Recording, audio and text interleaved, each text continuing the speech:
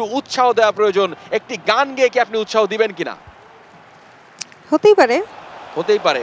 আপনার কাছে কিন্তু আরো অপশনস আছে। আপনাদের সুইস ব্যাংকে শুনেছি অনেক টাকা পয়সা থাকে, আপনি কিছু টাকা বিকাশে ট্রান্সফার করার মাধ্যমে দিঘির কাছ থেকে এই ম্যাচটি কিনে নিতে পারেন। এরকম কিছু একটা হলেও কিন্তু হতে পারে। না না, আমরা খেলেই জিতবো, এখনো সময় আছে, সুতরাং আমরা আরেকটু ধৈর্য ধরি। এখনো খেলাই জিতো, বাট বিকাশটা করে দিও, সমস্যা নাই। দিঘির খেলা জেতারও লোভ রয়েছে, বিকাশে টাকা পাবারও লোভ রয়েছে।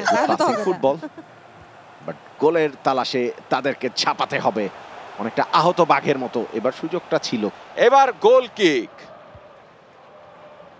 অ্যালিসনকে আজকে খুব বেশি চ্যালেঞ্জ ফেস করতে হয়নি, কারণ অন্যদিকে দারুণ অ্যাটাক করে যাচ্ছে ব্রাজিল একের পর এক। মাঝমাঠে নেমে এসেছেন নেইমার, মাঝমাঠ থেকেই একটি খেলা তিনি সামনের দিকে এগিয়ে নিয়ে যাচ্ছেন। বল বাড়িয়েছিলেন কিন্তু ভুল পাস। নেইমারের এইম কিন্তু খুব খারাপ, কিন্তু এইম খারাপ হলো তার অ্যাক্টিং স্কিল কিন্তু চমৎকার। আমরা প্রায় দেখি তিনি শুয়ে পড়েন, কান্নাকাটি করেন। শুধু ওকে, ওর অ্যাক্টিং স্কিল কি, ও একটা প্লেয়ার। এই সাবধান।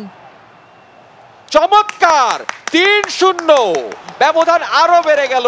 নেইমার জুনিয়র সকলের ধরাছোঁয়ার বাইরে নিয়ে গেলেন ব্রাজিলকে, ৩-০ গোলে এগিয়ে গেল ব্রাজিল।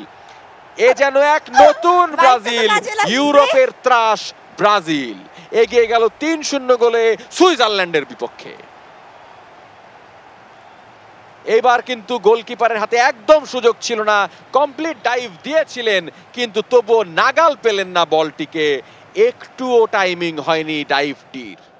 এবং সেই সাম্বা নাচের মাধ্যমে আমরা চমৎকার একটি সেলিব্রেশন দেখলাম। কিক অফ করছে সুইজারল্যান্ড, কিন্তু কেন জানি মনে হচ্ছে ইট ইজ টু লেট, কারণ মাত্র ২০ মিনিট বাকি আছে রেগুলেশন টাইমের। এর মধ্যে ৩টি গোল শোধ করা খুব বেশি ডিফিকাল্ট হবে।